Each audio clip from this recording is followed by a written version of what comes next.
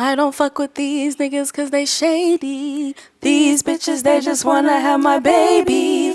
Born in the 80s, crack baby. Mama, she was in the streets, so guess who raised me? You motherfucking right. Couldn't get it from my mama, so I got it off the block. Been working my whole life, so I ain't never punched a clock. 9 years old, I see the nigga get shot. Damn, niggas quick to run their mouth when they get jammed. Pussy ass nigga telling on his own pussy. Oh my goodness. Oh, welcome back, y'all, to another episode of A Life is Weird. I'm Big Kels in this thing. I'm Gabby. I am Sage. And I'm Big Queso. Y'all, it's the season finale. Oh my It is the season finale. We are literally on the last episode and tear, OMG. That's crazy. Right. So before we get started, here's our acronym for the day. What is Wait! Ooh. Everyone. Wait, everyone, it's really done. It's really done. It's really funny. done. No, facts. Damn. No, I'm just playing. 10 But, episodes, y'all. Yeah, it's been a journey, y'all. Thank y'all for rocking with us. For real. Shout out to y'all OGs. Yeah, seriously. man, and man, just more to come. Like, I'm so excited to see what we're gonna do in the future. But y'all, our shameless plug for today is the one and only Creative Young Shay. Y'all, Shout out to you, Michelle. Creative Young Shay, Miss Michelle, man. She is an artist. She is a model. She is a designer. She sculpts. Come on, she be resume. she literally, like, y'all go to the forest and make like baskets out of the stuff she find in the forest. Just amazing. So woman of check the her earth. page. Yeah, like I really Yes. and y'all be just making stuff. She be making mushroom chicken. Like, she'll make chicken from mushrooms. So she has just a lot of things. Oh, so she be hitting us with the Tabitha Brown, the vegan for real, thing. the Tabitha Gotcha. Brown, and like, y'all, I was like, I don't like that, and then she made it, and I ate it, and I was like, I like that. Tastes like chicken. So, you know, that was great. But y'all, check Miss Creative Young Shay out. She has a lot of different niches, a lot of different things you can follow. She's really into natural hair, and she's awesome. Yeah, so Shout out to you, boo. yeah, shout out, beat out. So today's episode, we're going to be talking about ignoring mental health is weird. And it's something that is very important. It's very important in this generation. And I think it's just something we need to talk about, right? So I have some key areas of mental health. There are 6. The first being emotional well-being. The second, social well-being, cognitive well-being, psychological well-being, physical well-being, and spiritual well-being.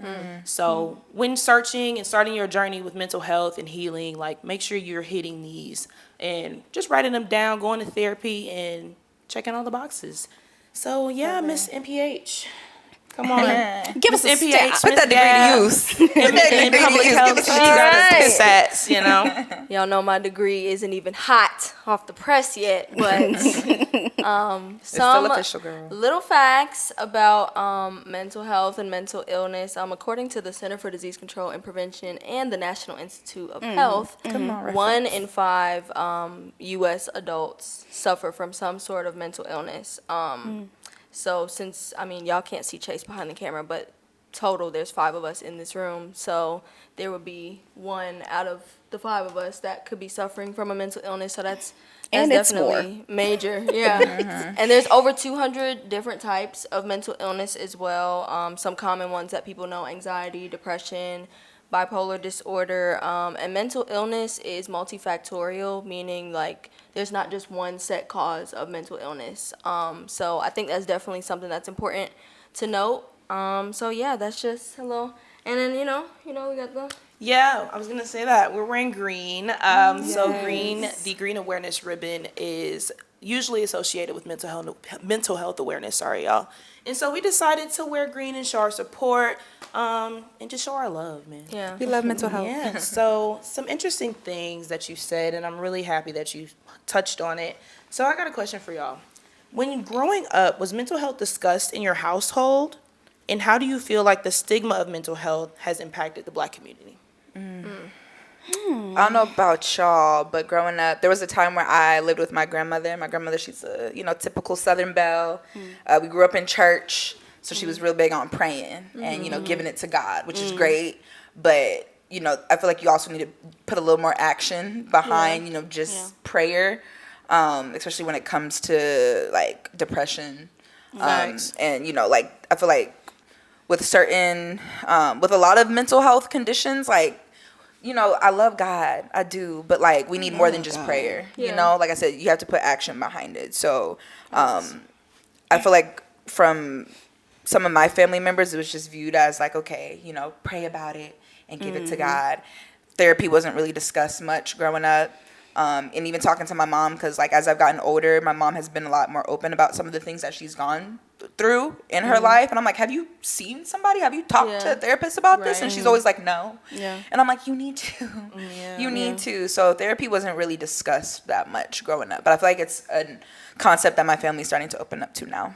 Yeah, I would agree with Queso. I don't ever remember the term like mental health ever being a thing that I heard like growing up. It wasn't really until I got to, I would honestly say probably like college. Like once I first got to Georgia State, when I started hearing about like mental health and mental illness, like I would hear the terms mental illness always associated with crazy. And that's how I think the stigma of like mental health and mental illness has impacted the Black community, because like I feel like people weren't knowledgeable enough about it, so they would always just assume that, okay, if you have a mental health problem or a mental illness, that you're crazy. And then I feel like that has kind of shaped how African Americans, how we view mental health and going to get help and like seeking that professional help, because they're like, oh no, I don't want to go to therapy, I don't want to do this because I don't want anybody to think I'm crazy.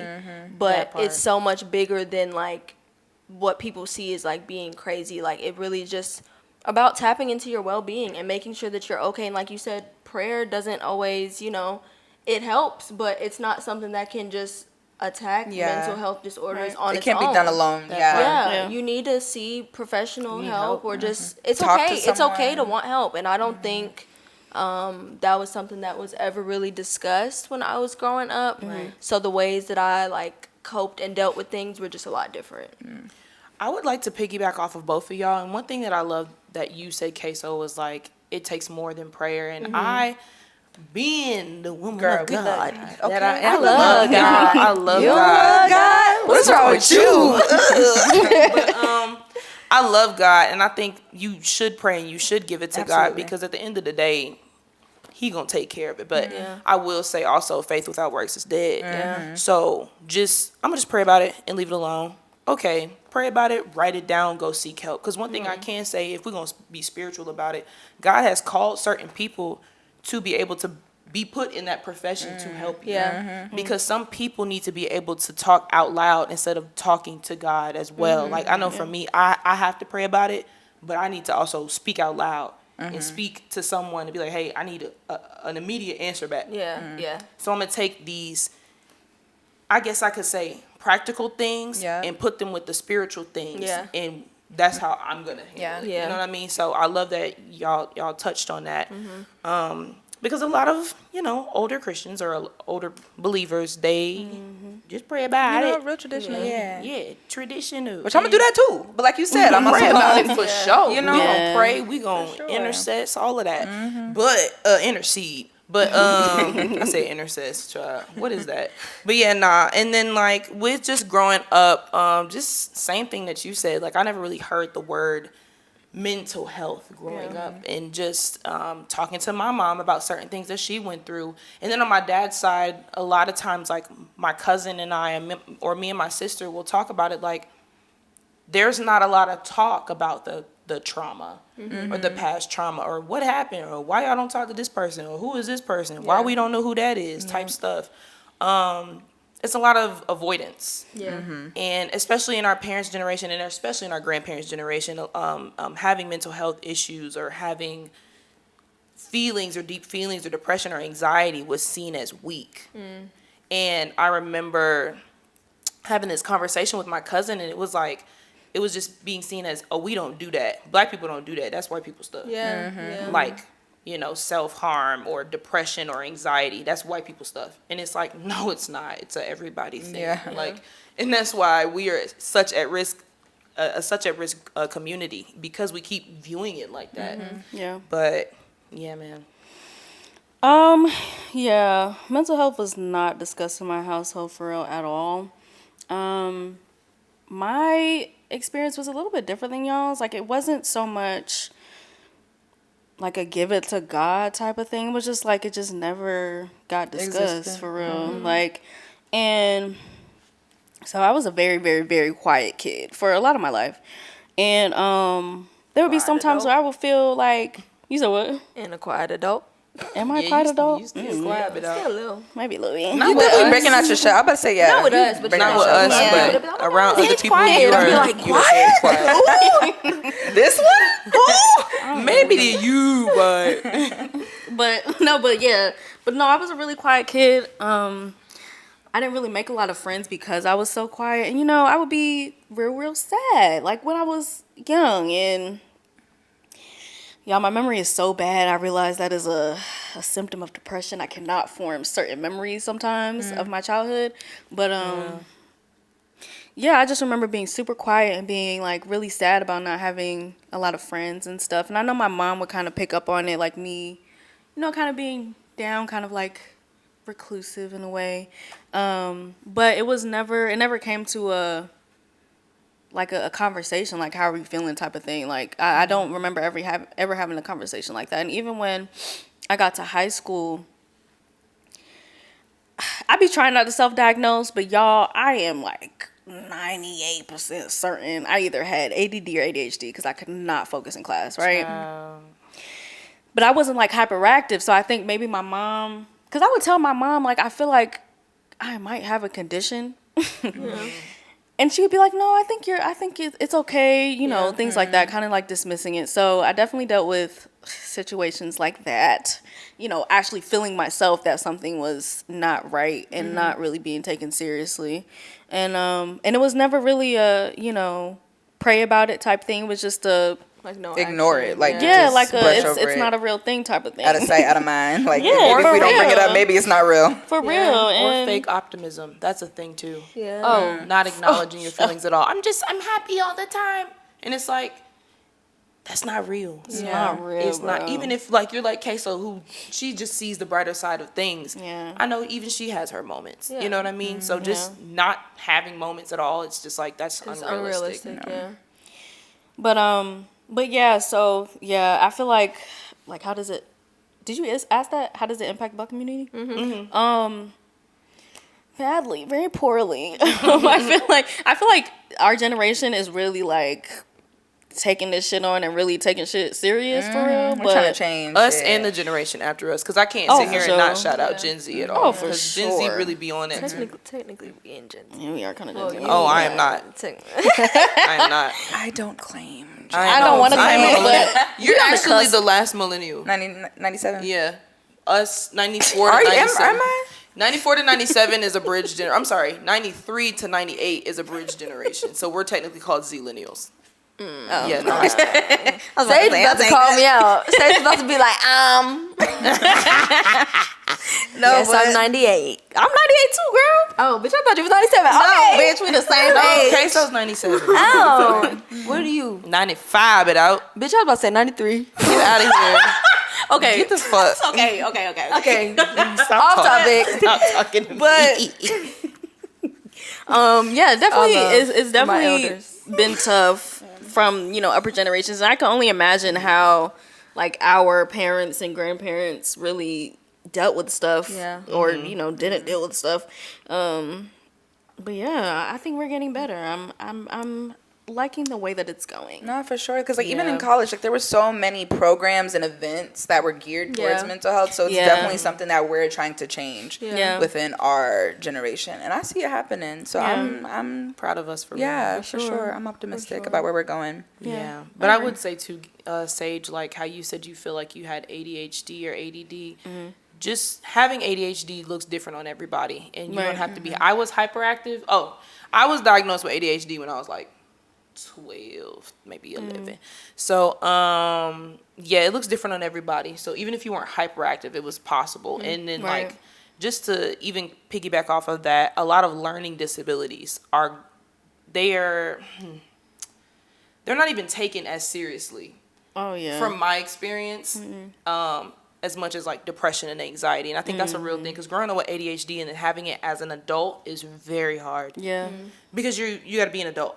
And I be at work sometimes, and like I'll do my work, and then I'll just kind of sit there. Like if I don't have anything to do, like I try to stay like productive instead of just sitting there being bored. Because it'd it'd be hard to times where, snap like, out of it, right? Yeah, and I just doze off. Because not doze off like sleep. I don't fall asleep right. But like zone out. That's what I mean. Yeah, But yeah. it's Oh, really I do that important. Like too. ADHD, dyslexia, that's not taken as seriously. And I wish people would take that as seriously as they do other things. But I literally remember just a short little thing. I remember in grade school, there was this one kid that had ADHD, and he was like on the severe side for sure. Like he could not sit still. He had to pace up and down the classroom, and we all knew that he had it.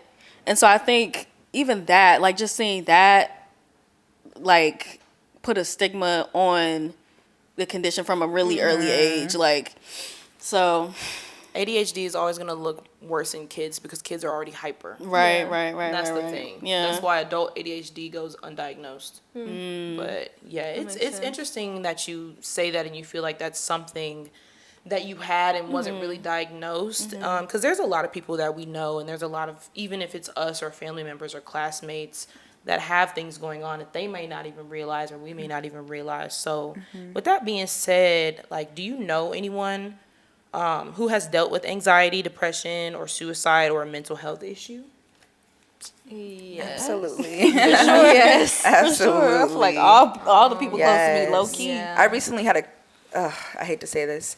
I recently had to cut off my uncle because it was getting out of hand with his messages and just the statements that he was saying. Y'all, he was like blowing me up on Facebook, talking about like my grandparents and how like they're out to get him and they're trying to poison me. Like it's bad. Oh man. Yeah, like it's bad. Like And like manic. he has no trust in his parents, who are my grandparents. And like, he just talking crazy. He's talking crazy. And like I don't want to like dismiss his condition, but like it got to a point where it was like mentally draining for me. And like I would try to help him because I was a nurse, and I told him, I was like, if you need help, let me know. And like I tried to give him resources and I tried to like help him, but like you can't help somebody who doesn't want to help themselves. That part. So it just got to that point where he clearly doesn't want to help himself. So I was just like, listen, if you don't have anything else to say to me, like, because it just got to a point where like he was trying to turn me against my own family. Where he was like, your grandparents aren't really who they say they are, and da-da-da-da-da, and this and that, like trying to, and like he's not trying to hear anything that I'm trying to say, like from a professional standpoint. Like I'm like, look, you like talk to someone, get some help. He ain't trying to hear that. Nothing's wrong with me. Nothing's wrong with me. Your grandparents are the crazy ones. How old Da-da-da-da-da. is he? Girl, he's like in his late 30s. Yes. But he's the baby of the family. So like he's the youngest of my mom and their siblings. Gotcha. But he's a grown man, but he's suffered from a while. He's had some anger issues and he breaks things. And like it got to a point where I had to threaten him. I said, if you touch my grandparents, I'm coming up there. And I will have no remorse to what I do to you. I kid you not. And I hate to say that because growing up he was my favorite uncle. So it hurts, but that's just kind of how it is. So I definitely know, like, it's close. It's hitting close to home, and this is like very recent, very fresh. So yeah. Your grandparents are in Virginia? No, South Carolina. South Carolina. Okay. So they're close to my family. So like my mom, she's like a drive away, But It gets really scary, and it's like it's really sad, especially like you said when it does hit close to home. And I remember I had like a situation when I was in high school. I think I was like a junior in high school, and there was this girl in my class. We were friends, and we went to the career academy together because I had like my high school, and then there was like a career academy that kind of serviced like all three of the high schools. So if you were in healthcare, you would do this, that, whatever your interests were, you would go to the career academy.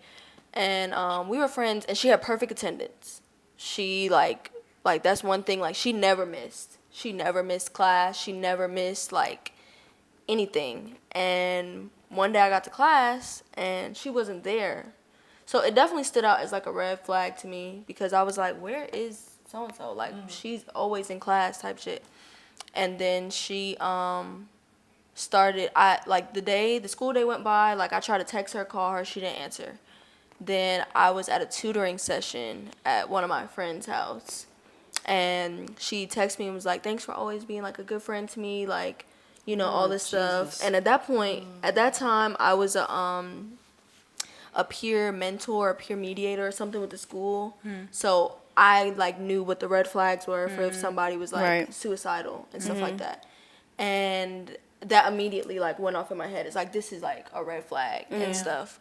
So she went to a different school, so I didn't really know who her friends were, but I knew like my like ex-boyfriend, now my ex-boyfriend, but my boyfriend at the time, he had a friend of a friend that was like friends with her. So I was like, if I can get in contact with him, then he could get in contact with them. And I remember like reaching out and was like, I need to know where she lives because I think she's in danger right now. And they were like, oh, like, she's probably doing this for attention. She's probably faking it, blah, blah, blah, all this stuff. And I was like, whether she is or she's not, I'm not trying to find out because I'll never be able to live with myself if, God forbid, something happens to her. So, like, long story short, I ended up getting in touch with her boyfriend at the time. And they sent police, like, over there. And they had found her, like, on the floor. Like, she had taken a whole bunch of pills and stuff. And luckily they got to her in time to the point where like she didn't overdose, but like God forbid she did, like I don't know what would have happened because she did try to take her own life. Yeah. And I remember she was upset with me after, and she was like, I hate you. Like, why didn't you just let me go through with it? Like, I would have been better off. All this stuff. I was like, I'd rather you be upset with me and be alive than not, because like That's real.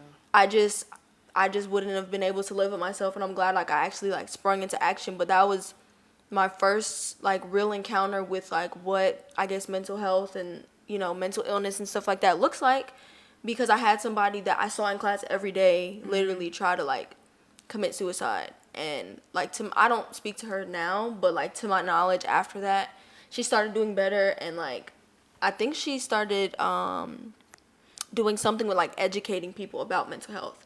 So her negative experience turned into something like positive, but it was just very alarming and like very scary because I was like, damn, I could have potentially like lost a friend, you know, that day. And it was just one of those things that like I'll never forget like that experience, and it's just sad. Like it's just really sad. Yeah. That's crazy. Like, okay. I had a cousin, and I can't remember if it was like when I was a baby, or obviously if it was when I was a baby, I don't remember. But or before I was born. But I had a cousin who took his own life, and then I found a cousin on Ancestry.com that took his own life as well. He was like 17, or and I found him online, and I'm like, oh, da da da. And he wasn't replying, and I was like, okay, whatever. Oh, Jesus. And I'm just curious, so I started looking him up, and I saw an article. He lived in San Diego. Jesus. He took his own life because I think something about him finding out he wasn't graduating or something like that. I don't know. Lord, and it was so crazy because, like, I know I have other family members, and I don't want to say who they are because this is just things that they're still dealing with, who have suffer from depression. I've suffered from depression. I get seasonal depression every year. Post-grad depression was a hoe, for real. Don't even. And there was a semester, I think, y'all remember, when, I think it was fall 17. The student? Huh? Oh, never mind. I thought you were talking about the student at Georgia State. There was a student at Georgia State, I think this was spring 18, who took their own life. They From Idaho? They jumped from from the advisory building. It was from that. What was that? It's SunTrust building. Yeah. The SunTrust building is our advisement building. I know somebody who's seen it happen. I can't remember. Yeah, I was walking by. That's so traumatizing. But so fall 17, am I telling the story? Yeah, I planned on taking my own life, and it was, oh no, It's okay. Chase, it's Can you okay. get a tissue? Girls don't cry for real. There's some in the corner. It's okay. I'm okay. I'm fine. But it was a really hard season. I feel like I was already depressed going into the school year, and Yeah. then something went wrong with my financial aid. Yeah. And then thanks. Thank It was like a domino effect. That and then other activities on campus. Man. And then What you talking about? my Nana passed away, and I couldn't go to her funeral because our bank account was hacked by some, I'm not gonna say the name, but some what was it, like some charity. I had given money. You know how they used to be around campus? I gave them like $2 in the entire account, and at the time, like, me and my mom had joint bank accounts. Her money was gone, my money was gone, and they had Why spent. do I want to take a guess? But let me not even do it. Yeah. I think I heard. Yeah. We'll talk. So it was like literally back, I think like September is when the financial aid stuff happened. October is when the other stuff happened. And then November, my dad had texted me in class and was like, oh, she's gone. Talk about my Nana. And then that weekend, that's when the account was drained. So I'm like, There's just one thing Rock after bottom, another. yeah. at that point, I was like, I don't even want to be here no more. Like, I was just done. I was just over. But I even told my best friend, I told her, I was like, it feels weird. Like, I'm not excited to start the school year. And it was so crazy because you would never know. Yeah. And I think that was the first year that we were all on e-board. Wow. And when I tell you, I remember telling Leah, our president at the time, I said, I know something's wrong because dancing doesn't even make me feel better. And Tyler, shout out to Tyler, who is living it up in London, honey. He told me, I remember talking to him, and I remember he paid for me to go to like a dance class one day. Because I was just like, bro, I'm just so like, I do remember this time. yeah, I was just so out of it. Like, I was like, I don't want to be here no more. And then the night I planned on doing it, my friend Deani, our friend Deani, and Aaliyah, they sat in the car with me and they just started praying. And I just started crying. And like the next day, it was so crazy. Like the next day, I still didn't feel good, but like I felt better. Yeah. Like I was like, okay, this will pass. But that was a really dark time in my life. And I don't even think it was just those events. I think I was already depressed, and those events kind of heightened it. Yeah. And then growing up with ADHD, I took Adderall, which heightens anxiety.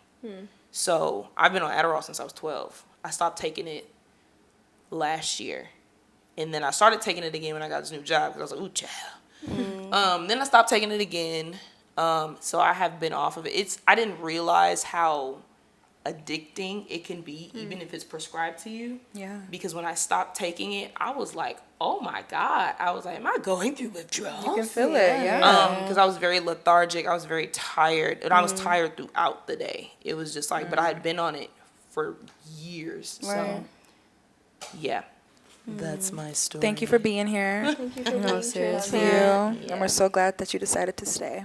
Yes. 'Cause you're And y'all helped a lot too. I just want to put that out there. Love you guys. Love you.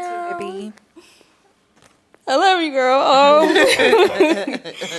Bitch, I ain't never gonna stop. Love you, bitch. No, for real. I know plenty of people who have dealt with mental health issues, I feel like. Even ones that may not even realize it. But That part. definitely, you know, a lot of friends or a number of friends that, you know, have openly like talked about their dealings with depression. Especially one of my closest friends, her talking about her experiences really like put a lot of shit in my life into perspective for sure. And with her in particular, you know, obviously no names, I'm gonna not do that, but I remember she told me, I feel like this had to be like months after the fact, but told me like at a point, like she was like for real, like about to put some plans in action to leave this earth. And I feel like, I think that happened to me, or I think I had that with another friend before, like them telling me like way after the fact that they planned doing this at this point in time.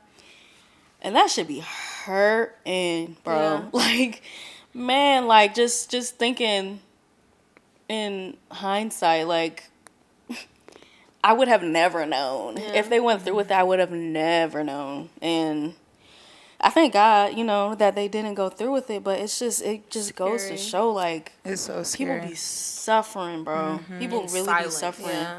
And that's what they Absolute say. You never silence. know what people are going through, and it's crazy because like when I hear friends say like, "Oh, you know, I was really depressed during this time," or "I contemplated suicide," I automatically like look back and be like, "Okay, how did I show up for them in that time? Like, did I do my part?" Yeah. You know, Yeah.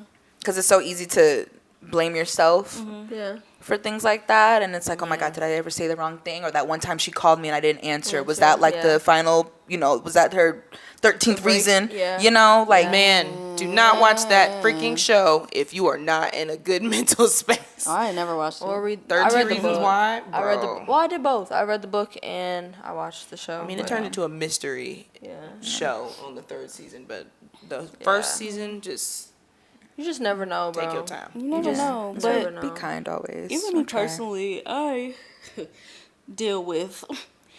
I mean, I hate to self-diagnose myself, but like I feel like I know myself enough to know that I be dealing with this shit, like being Yeah. anxious as hell and depressed as fuck. That's not funny. It's just the way that she said I mean, we're in it. a good space right now, okay?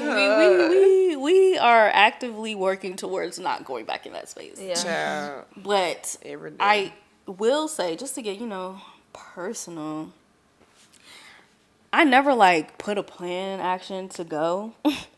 But when I started, like, because every time I would have a depressive episode, right, I'd be like, you know, I'm sad, but I would never go there.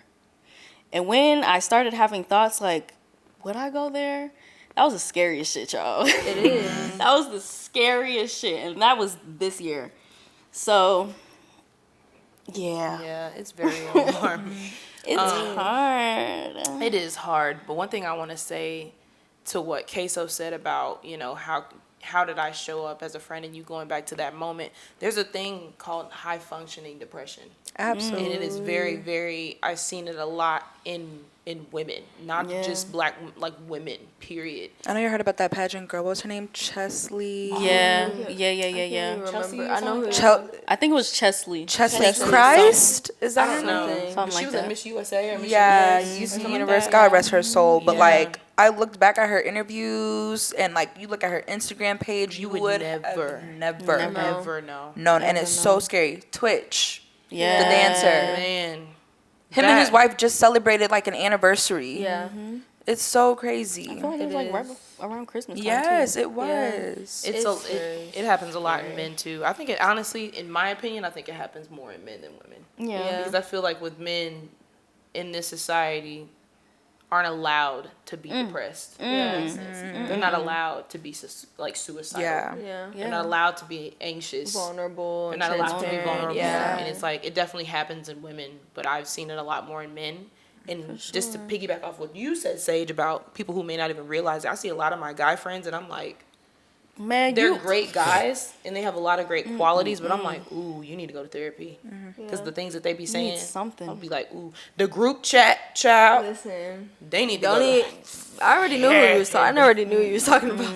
I don't participate. I don't be therapy. participating. They're great guys, but High functioning, therapy yeah, is high needed. functioning depression and trauma and like dealing with all that stuff. Like, I don't think I told y'all, but we here now. I had told Kelsey like, post grad it's only been a month for me, but I was going through it. Like, I had like 3 breakdowns like since graduating like a month ago. Like, there was like I caught a flat when I was going to Sam's, and then that same day in the car I like broke down, like uncontrollable crying. Yeah. Like lost it. And then the next day, like everything was fine. Then I got out the shower, lost it.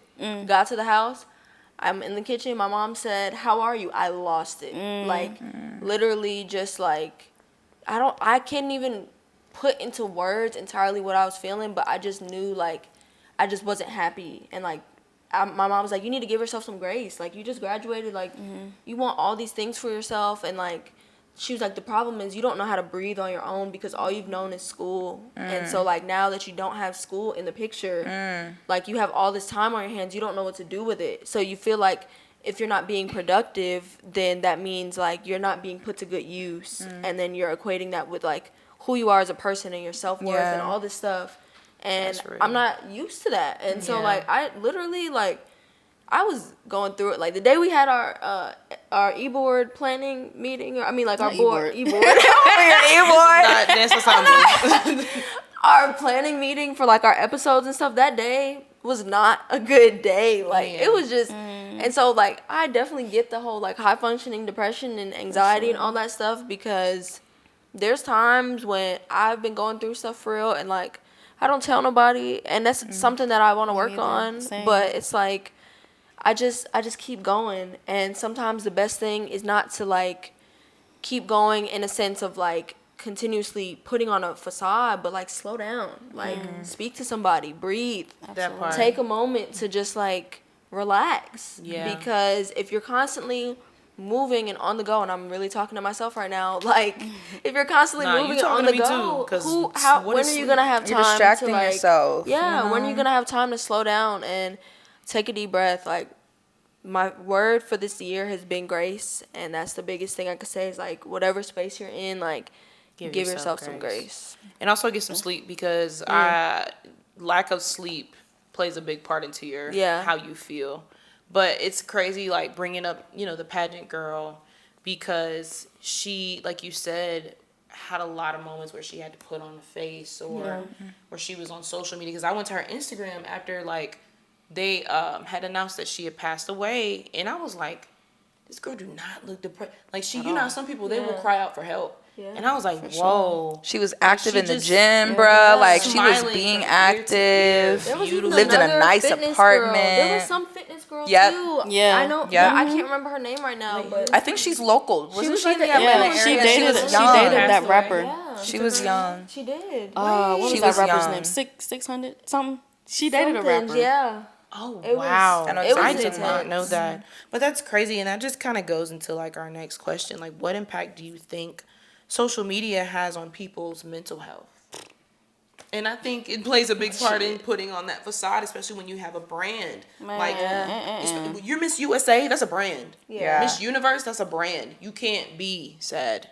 Yeah. And I love this movie. It's called Miss Congeniality. I hope everyone knows that movie. Yes. And it's a comedy, but it just kind of seeing how these girls would put on a smile. Because I've done pageants. I did pageants in middle school, but I've never gone into, like, that circuit full-blown pageant Miss mode. Georgia, Miss Universe.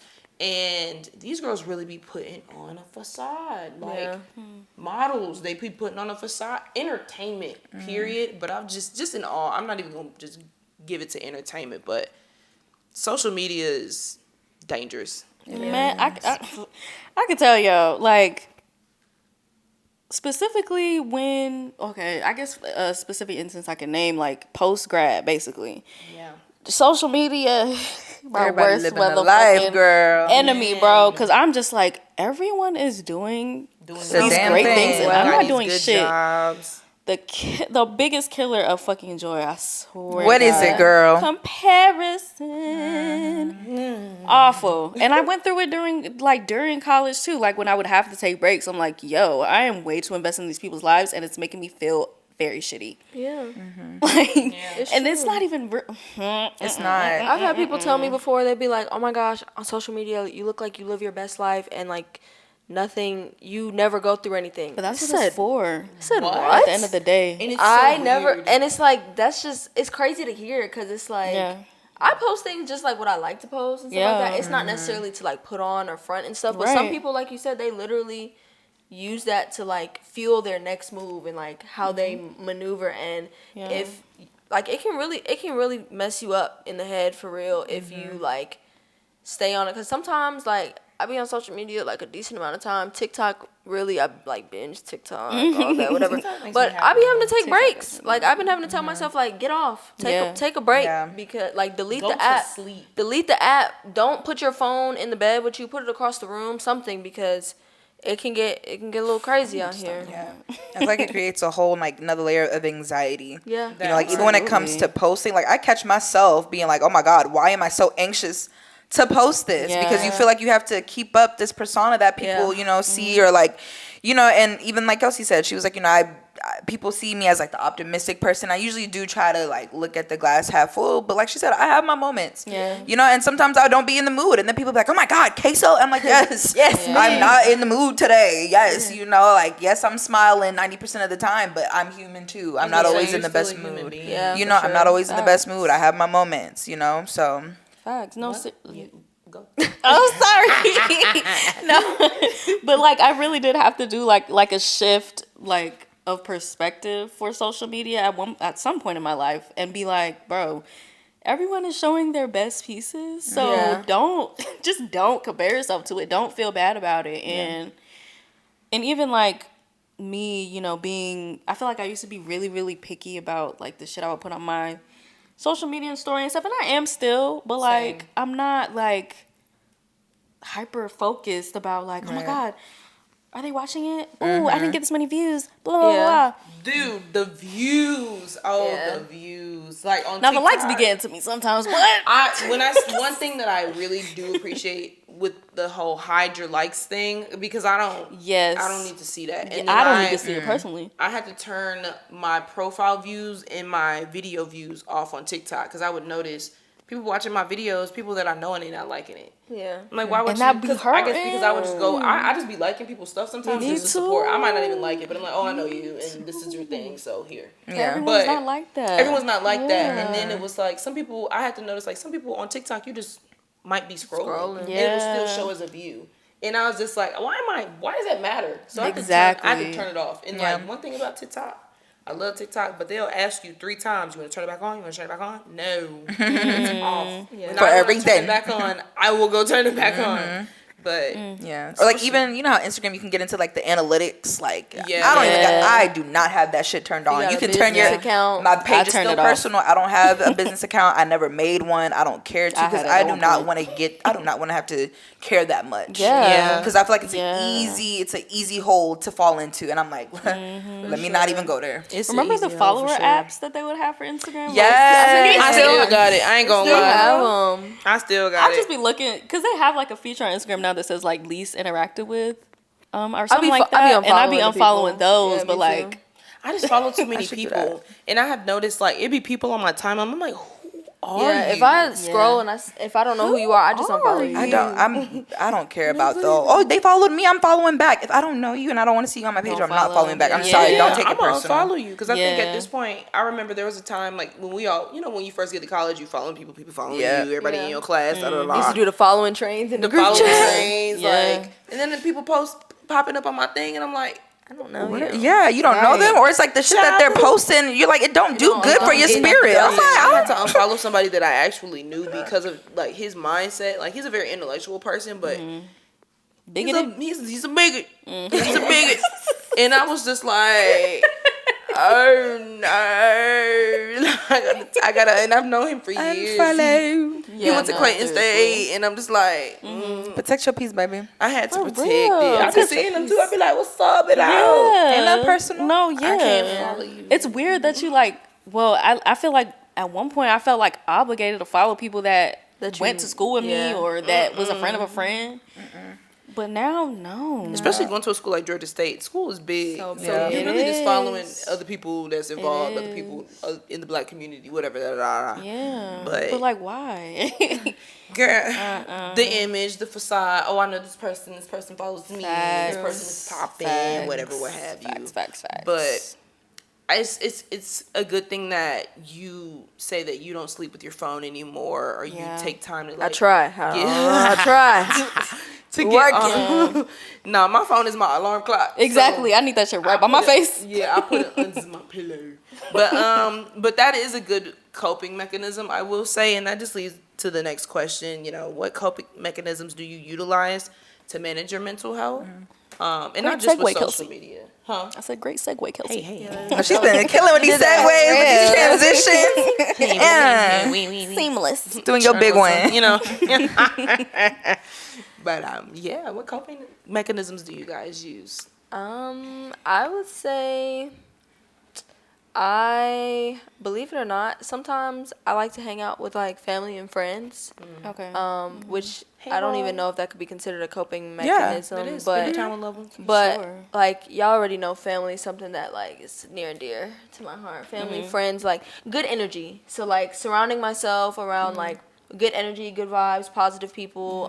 People who pour into Yeah, you. people who are gonna like be there, support you, speak positivity over you, and then like speak life into you. yeah, Facts. you know, when I do certain things, like I may not necessarily like go out and like pop out and we go like to the club or something like with friends, but like just little things. Like I like going to the Beltline. So for people who don't live in like Georgia or Atlanta, whatever, it's basically just like there's big like ass a sidewalk. yeah, sure. It's like a Like a trail. trail, yeah. It's like a trail, and they have different little shops there. I like going, getting some sunlight, fresh being air. outside, some fresh air. I Oh like my being gosh. outside. Writing is something that I've fallen off with, but I do like to write and express myself that way. And then I've also fallen off with painting, but I like to paint. A lot of my paintings that you'll see, like some sort of emotion was attached to it. So I try to use those as like methods to help keep my energy boosted. And even sometimes like I will listen to like a sermon or two like as I'm driving. I like I know people think he's controversial, which is fine.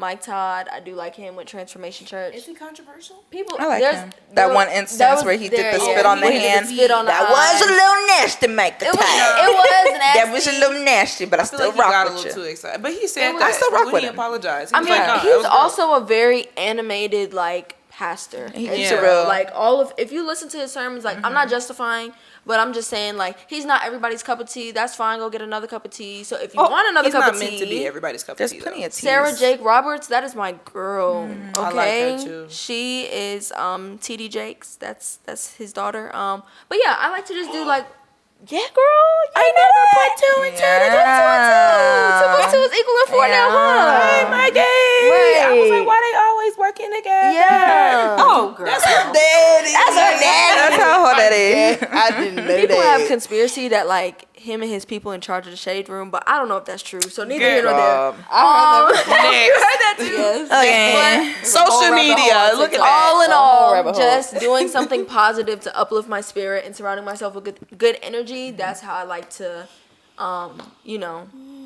cope when I'm dealing with things.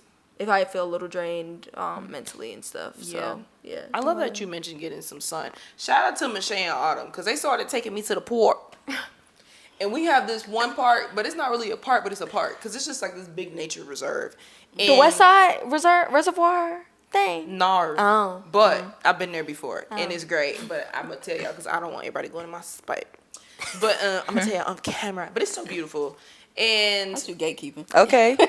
We gonna gatekeep for a little bit. We'll tell y'all later, but let us enjoy it first, and Oh, then yeah, for we'll sure. share. yeah, only No, that's because real. some people when they go, they don't take care of the place. okay. It's not even. Oh no, I just don't want y'all to be there. It's just I've Saving seen the what earth. people have done Yeah. to one step at a time. Because I'm not a vegetarian, but nah, because they be like to eat animals, and I'd be like anyway, I'm gonna eat some fish, but getting some sunlight.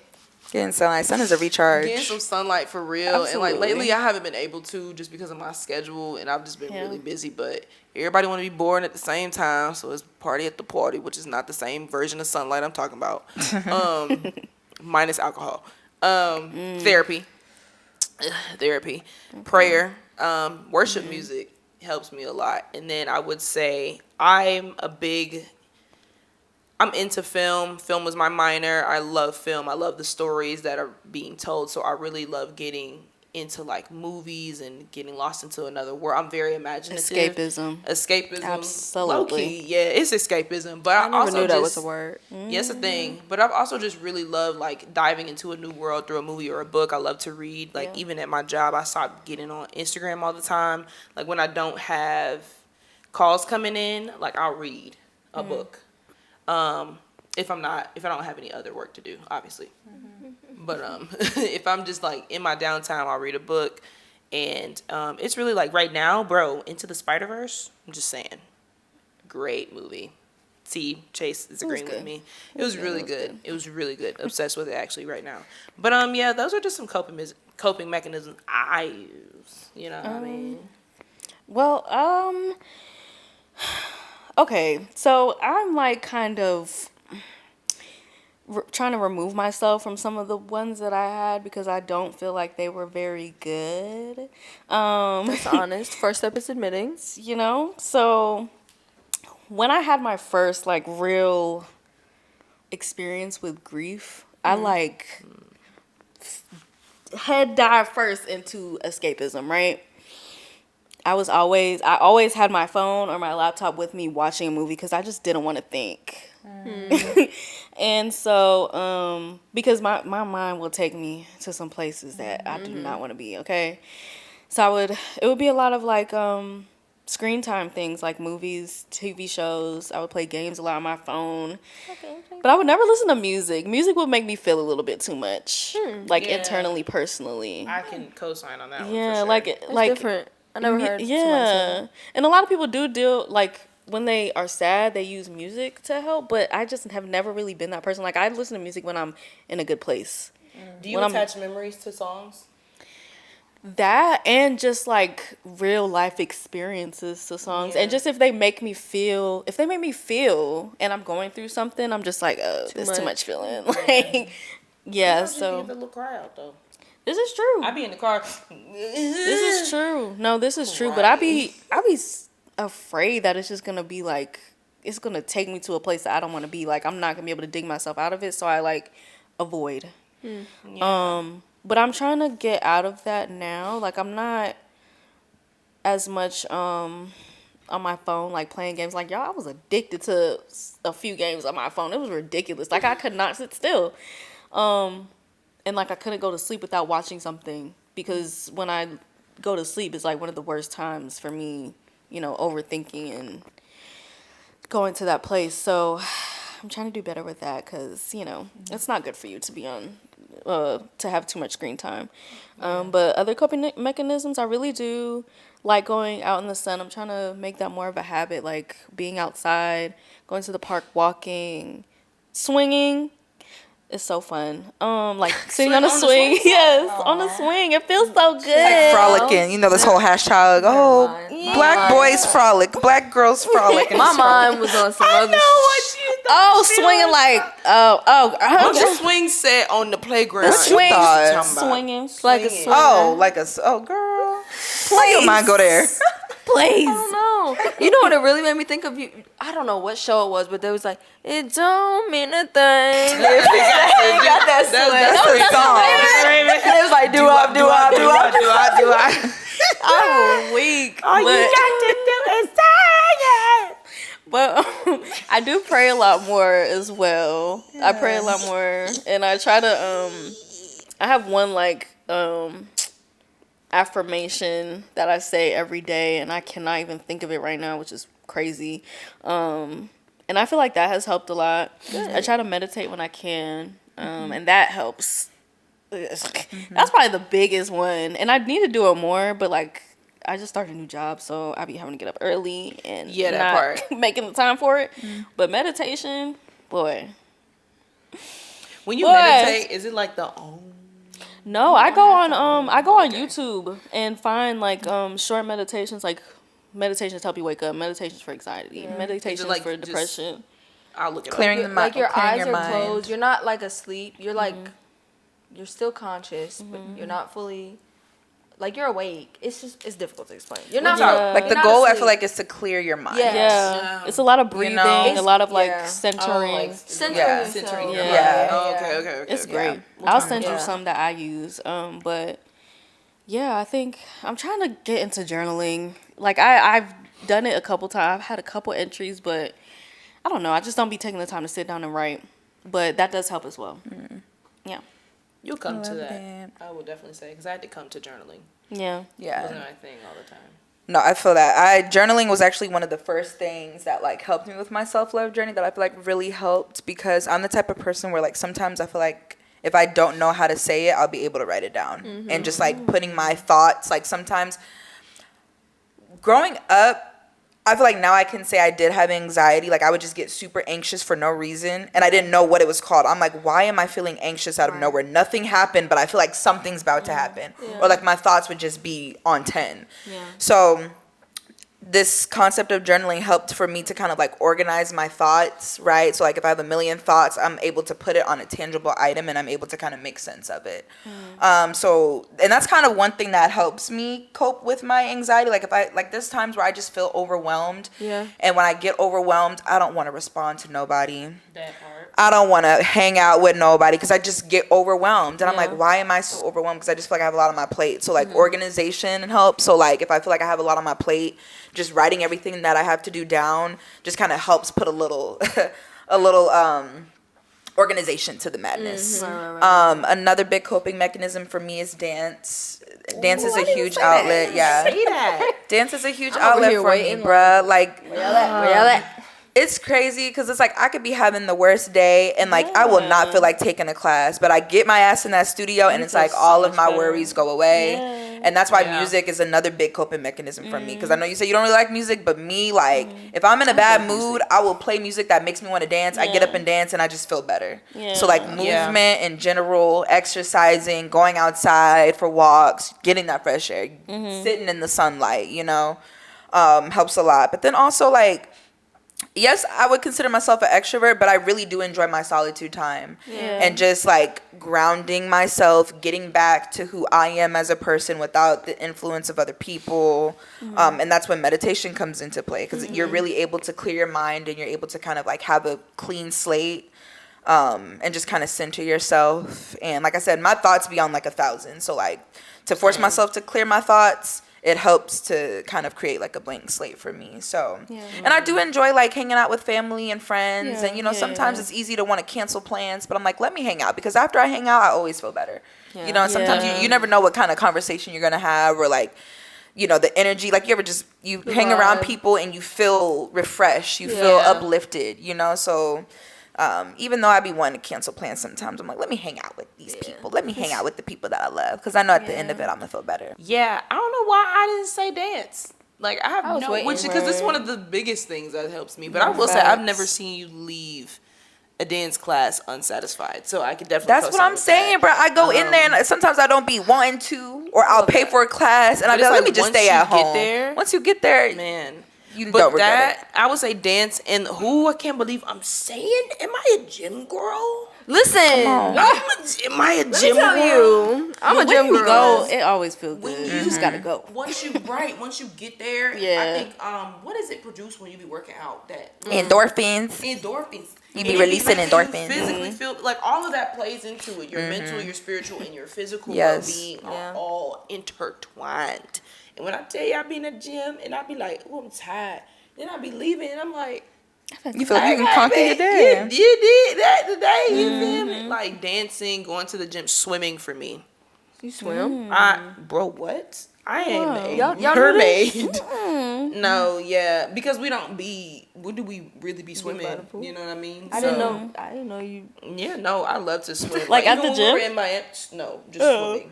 Period. But like, even when we were in Miami, like, okay, we went to Miami last year, and we were on the beach at night, and somebody was like, I bet you won't get in the water in the dark. And I was like, yes, I will. And I stayed in there for like an hour, and they were just like, bro, you're just having a lot of fun. And I was like, yeah, no, I just love to. I don't know what it is about water. The water is very calming. Water is just so calming for me. Anytime we go out of town or like we go on a trip, I don't know if y'all ever noticed, I always be like, I want to go to the beach. You would have been in the submarine? Yes. Nah, I don't like it like that. All right. But that ain't swimming, nigga. I'm just saying water. No, that is being submerged. So I like to swim and frolic and float. I do not like to be. Nah, I wouldn't be in the submarine. Okay. I just needed to check. But nah, and I think like finding those coping mechanisms is kind of in a way of showing up for yourself. So, do you show up for yourself as much as you show up for others? I do now. You know? That's a good one. Yeah. Yeah. I do now. That's a real answer. I realize touching on Gabby's word, giving yourself grace. I remember I would tell myself, like, I'm giving so much grace to other people. And I'm like, do I show myself that same grace? If I'm having a bad day, do I allow myself to have a bad day? Because we're so quick. If someone's like, I'm not in the mood, whatever we respond, it's okay. Feel it. Allow yourself to feel, right? But then the moment I'm having a bad day, I'm like kicking myself and be like, bitch, you need to get up, be productive. And I'm like, if it was your friend coming to you with that, you would not be giving them that advice. So give your friends the same advice to yourself. So I try to give myself a lot of more grace. If I'm not feeling it, I'm not feeling it, you know? And I try to tell myself, like, okay, respond to myself the way I would respond to friends. Yeah. So much. Go. Go. Who's next? Me. Why was that so funny? I don't know. We were so tickled. I like how you said you do now, because that's something that I'm trying to work on. I don't think like I would say a little bit. I've improved a little bit. I've gotten a little bit better at setting boundaries and telling people no. So like even like this past weekend when y'all went out and everything on Sunday and you were like, are you going? You got plans? I'm like, no, I just don't have the social capacity to do it. They be like that. You know, I just don't have the social. The pool party. Pool party. Goddamn. I'm sorry. I knew. She's like, where did we go? Bro, my memory, bro. I'm sorry. You're mental. But yeah, I think that's something like I'm like trying to work on, like giving myself time to like just feel and just relax through the motions. and just go through the motions and stuff. And it's like sometimes I even go back and I read my book that I wrote because I talked read it about the other day. She on the off the toilet. shameless plug. Why you had to say you read it on the toilet? I just did. Girl. You think it was shitty? No, it was great. I'm sorry. Now I got your dookie fingerprints on Dang, got your doodle fingerprints on my hard-working book. You got poop particles on your book. I don't even know why I shared that. It came out my mouth. I didn't even. Your intrusive thoughts. No, seriously. But yes, I do. Again, if y'all didn't catch in one of the other episodes, I am an author. I have a poetry book called Evolution of the Butterfly. It just talks about the different stages of growth and, you know, development and just going through the motions of life. So sometimes I go back and I read my own words and I'm like, put this into play, or like the same advice that you give other people, like take it. Because it's like if you don't take your own advice, then it's like you're doing yourself a disservice. So it's like, again, back to the word of the day, grace. Give yourself some grace. It's Yeah, easier man. said than done, though. And Yeah. that's I'm still working on it. Yeah. Because I mean, like we talked about in episode 3, if you haven't watched it, go watch it. I'm the type of friend where I gave every part of myself to other people. And then instead of just kind of dialing it back a little bit, I was like, fuck y'all, fuck everybody. No, there was really a switch. Yeah, I was just like, All or Sure. nothing. No gray area. I genuinely For don't sure. care.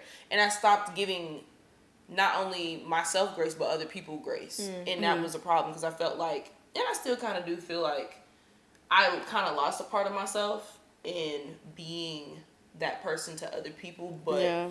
when I try to get back to that person, I just get irritated and be like, I'm going back. So I'm still trying to find that Medium. 50, which is hard because people just irritate me very easily nowadays, and I think I'm just kind of No, over I life, think and I'm like, the same okay, way. you're not even I was 30 very yet. proud. I was very proud when you made that switch, though. Man. I remember. 'cause I can't remember where we were talking in the car, and we were talking about somebody in particular. I ain't gonna name no names. I know you're talking about. And you were I know like, exactly "I'm what not you're doing talking this no more." And I'm Nah, like, because that person "You're damn was right." draining me. That person was draining me, and till this day, that person has never apologized because that person knows what they did. I know now. I know now. Yeah, that person knows what they did. They have not apologized, and they probably never will, and that's fine. So bye. But it was just really hard. So I feel like I'm just trying to figure out how to show up for myself more and just give myself more grace. Cause like I'll be laying in the bed in those days where I'm just chilling. I'd feel bad for not doing something. Yeah. It's like I'm working throughout the week. I got shoots. I got going to dance classes, and then I'll take time to rest. And then I'm like, dang, well, you could be doing a shoot, or you could be planning out your next shoot, or you could be stretching. You could be doing something. And it's like, or you could just be taking a nap, bitch. Like, damn, rest. You know what I'm saying? Yeah. I don't allow myself to do that. Yeah. So Society's fault, bro. Like, it's society's fault, but I also feel like it's just because of just where I want to be in life. I'm like, okay, I'm not doing something right now. Yeah. And I don't feel like I need to just be sitting here because I have these ideas. Like I'll lay there with ideas in my head. I'm like, okay, I just gotta get up and do it. It's like, or you can write it down and do it tomorrow. Yeah. And let yourself rest. And I think that's why sometimes I'm just so tired. That's like, you know the phrase when people say like you can sleep when you're dead.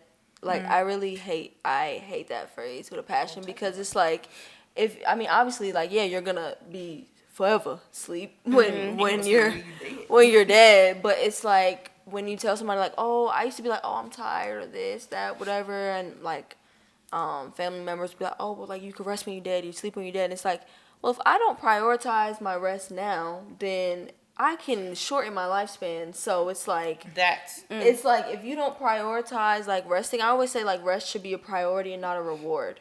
Because instead of us like, you know, taking a break because we actually like need to take a break, we will be like, okay, I'm gonna get this done and then I'll rest. And then it's like, how many times and then before you actually give yourself some time to rest? Because if you don't choose when to rest, your body will pick a day for you. And I've experienced that before, like when your whole body just shuts down or like everything just goes to shit because you did not give yourself time to rest. And I really think it's important, like you said, to just have those days where you don't do anything at all. Stay in the bed, turn your phone off, watch TV, stay in bed 1, 2, 3, however many days, like do whatever it is that you need to do to make time for you, because if you don't pick a day to rest, your body will pick for you. Yeah, but I would also say like it's okay to reward yourself for getting things done. Oh yeah. Only because with having ADHD, like I be everywhere and nowhere at the same time, if that makes sense. Yeah. So I have to be like, okay, you're not gonna go sit down and watch this movie until you finish folding your clothes. Yeah. Because your clothes been laying here for 3 days. Balance, you know, balance. So it's like having that balance. But definitely still prioritize your rest, but fold your clothes. You know what I mean? So. I'm kind of on the flip side, like the direct opposite. Like, okay, so kind of playing into me, or the whole functioning depression type thing. I am very, very, very low functioning depressive, okay? If I get deep enough into that space, you will notice it completely on me. Like, I will have a whole aura around my body, and they know. Yeah. So they know. They know. And it really sucks. So okay, so what's the question? I feel like I'm going off topic. Do I show up for myself? I feel like now I do. I feel like you know, a lot of time with a lot of my different friends, I be trying to be the advice giver. And it's my own fault that I don't show up for myself by letting other people show up for me. Because I be like just rejecting, blocking, and all of that. And I don't, you know, I don't put forth the effort to allow like people in my space to, you know, lift me up and give me help. I don't know why. I'll be trying not to do that, y'all. But yeah, I don't know. I'm trying to do better. I'm like trying you to are. do better. You are doing better. You are. You're doing. You're definitely doing better. But we are in a better space now. At the beginning of the season. I love that. Love that for you. It was a lot. Listen, what is it? The house life, sis? Oh Lord. We're gonna get to that. Child, was a couple times I was like, You get cry on the first episode. oh my God, I did. Was it the first Was it episode? the first or the second? It was like one of the first One of three. the first. I think it was the Maybe the second. Gross. One Third. of It was the definitely the first three. Gross. But then what season was that? That was winter. So, you know, Yeah, makes it was. sense. Yeah. It was definitely still cold outside.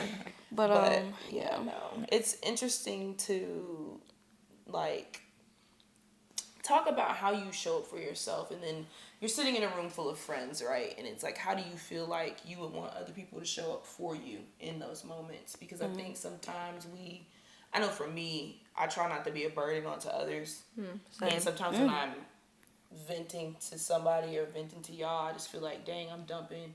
Everybody got their own thing going on. And it's like, I don't dump all the time. But even the moments where I allow myself to do that, I still feel bad. So it's like, yeah. So it's like, how would you want others to show up for you? And you can say that by like saying how you would want them to show up for you, or how you would want them to set boundaries with you too. Yeah. Take me out. Take you out. Kinda like, I mean, I don't know. I'm not, Do you really be wanting to go out when you going through it though? like if it's like if it's one-on-one. One-on-one. So okay. like if I was going through it and all three of y'all noticed that I was going through it, well, only one of y'all. Like So we couldn't just go out for like a 4 date. Like I don't think I could. I think it would be like too much. Like I would just be like get like overwhelmed, low key. I would probably want like one-on-one type of time. Yeah, probably one-on-one type of time. I don't really. Now that I think about it, when I guess have like issues going on, I don't really vent like that. You don't. You don't. Oh, I'll be like, don't. Gabby, what's wrong? I've stopped. Like I used to do it. Yeah. And I think I stopped when I had like bad experiences with like friends and stuff, and I just felt like people would use it as like ammo against me, or like kind of just like leverage in a way, like, oh, this is what's going on with you, X, Y, and Z, or whatever. Like I don't know. I don't really vent like that. I mean, I'll speak to like family. So like my mom and my brother are kind of like my listening ears. Like if I'm going through something, and of course I mean my man, but if I'm going through with him, like, I mean, I've probably told y'all like glimpses of little things, but I don't really vent, and I feel like that's kind of a problem, that I don't let things out. I let things build and build and build and build, and then I finally explode, and then it's bad. Yeah. And so I think I would like somebody to show up for me in a way of like, I don't know, trying to pay attention to those little details when it may seem like, okay, maybe you're off. So it could be little things like, oh, you want to go grab coffee, or you want to go to this art show, you want to come do yoga. Small little activities, nothing like too crazy. You want to go get food. If you love me and you want to show up for me, feed me, okay? Seriously, just like little things. Or even if you send me like a message just to show that like you're thinking about me, I'll accept that. Even if I don't necessarily like, even if you don't call, I don't mind text messages and stuff like that, because at least I see it. But like, I just don't like to feel bombarded with too much, like, I don't want to say too much emotional stuff, because then, you know, I'm still working on my soft girl, whatever. Yeah. Touch with becoming in touch with my femininity. So yeah, too much stuff that is like taps into that like all at once. I'll shy away from it. Yeah. Tis a journey. Okay. Oh, sorry. We just started looking. No, I'm actually curious what you say, Sage, because like, Me? I'm not gonna lie, as a friend, like sometimes I feel like I don't know how to be there for you. Like I want to take you out, but I'm like, does she want to go out right now? Or like, you know, does she want to come over? So like that's why I'm like, what you gotta say, so I can, you know, so I can know. And if you don't know, that's the answer too. It's okay. I was gonna say I don't know, but then I started thinking about it. I'm like, I feel like I've had certain experiences where I'm like, this was good. So like what Gabby was saying, a one-on-one type of thing, like, I love y'all. But sometimes when it's like the three of y'all asking, you know, what's wrong, tell us, I just be like overwhelmed. Yeah. And you know, it's always coming from a good place, and I appreciate it, but it's just like Too much for you. a little too much. That's okay. But I will say, I mean, because like usually if I'm with one of y'all, I'm with all of y'all. You know, I guess that's just what happens. Yeah. I guess that's just what happens. But for example, I can think of a time when I was really just going through it. It wasn't even this year. It had to be sometime last year that I was going through it, or the year before. And one of my friends, my girl, hey Natalie girl, she like we didn't even talk all that often at this point. And she had like checked in on me one time and like had invited me to go out to eat or something like that. This girl, you know, she heard me out, you know, let me kind of talk and was kind of, you know, gentle with it. Because I feel like she kind of dealt with some similar things, and she brought me these like workbooks, and I was just like, oh my gosh, like these Black women, you know, Like empowerment, empowerment, yeah. self-help workbooks, like things like that. And not saying, you know, you got to get me something to, you know, help me, like to show up for me, but I would definitely say the one-on-one, like the just conversation, you know, kind of Like that attention to detail type yeah, stuff. like I noticed this was going on, talk to me or don't talk to me, but I feel like, you know, we should go do something. And that's something I really want to do too. Because I feel like I know what that did for me. So, you know, listening to Gabby, I'm like, you know, I feel like I could do that too, for sure. Good. But, yeah, just, you know, The one-on-one easing it. action. Yeah, and I'm like, bitch, what's wrong with you? Or, girl, what's going on? You know, type of thing. Girl, what's wrong? No, that's interesting. I actually am the opposite. Just let's all meet up so I can tell y'all all at the same time, so I ain't got to talk about it too much.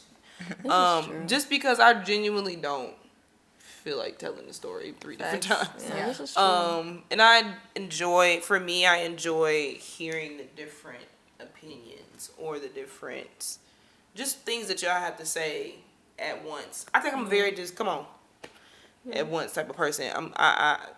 Yeah, no. You like to hear like if you're going through something, you like to hear what other people have to say. Yeah, because you may say something, she may say something, and Queso may say something, and what Sage said or what Queso said, one of it may like will thing resonate. May work. It may resonate, or That's 2 out of 3, or 3 out of 3. Yeah. But I'm hearing it all at the same time, so I have to be like, okay, well let me call Queso. Okay, let me call Gabby. I'm low key Like, opposite. I do not like repeating myself. It is very irritating. That's why I just be like, I don't like all right, that. y'all, let's go eat dinner or I something. kind of think I would like somebody. I'm the type. I'd rather you listen to understand and not to respond. Sometimes I don't want you to say shit. Like That's I really real. don't.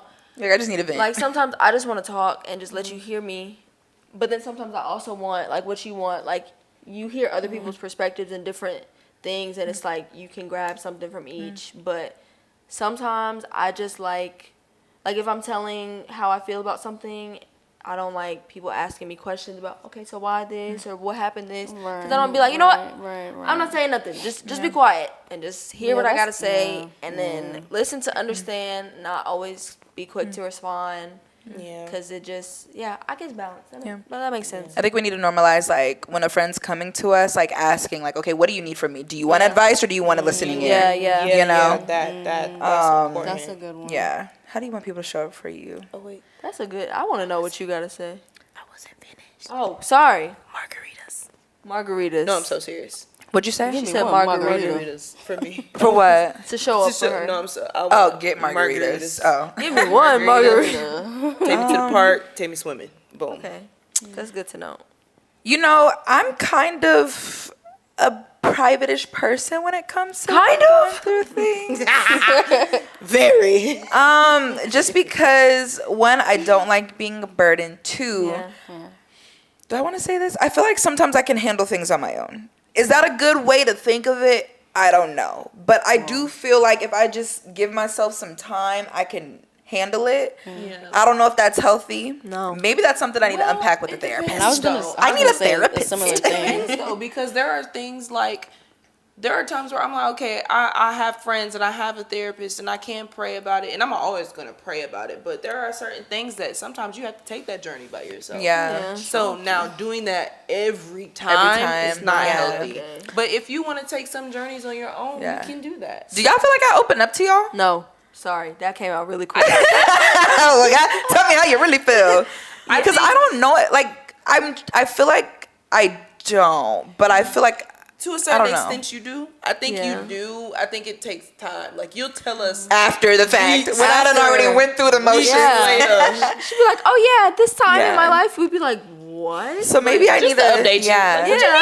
Yeah. So maybe I need to not do that. Maybe But you I need also, to start. you don't wear it. Like, I swear to you, Queso, when we were talking about these things, I'm like, what is Queso gonna say? Because, like, I can't even imagine her really Yeah. resonating with this just yeah. because I just wouldn't even guess. I don't, and it's crazy. I was talking to someone, right? And like when I was going through it with him and I told him everything that I was going through, he even said, he was like, I would have never known because you act like you're just happy all the time. Yeah. And I was like, I guess I don't scary. like for people to see me down. So I try not to show it. That's true, but it's kind of scary in a way. I'm not gonna lie, because it's like, say you are going through something that's like serious, right? Yeah. And it's like we don't ever get to. I won't say ever, but we don't normally get to see that side of you, like opening up, being vulnerable, and like going through something. Then it's like, how will we know how to pay attention to, like, because of course, like mental illness and depression, anxiety, all these things, they have no face, they have no look. Nobody, you could have depression and I could have depression and we'd be completely different.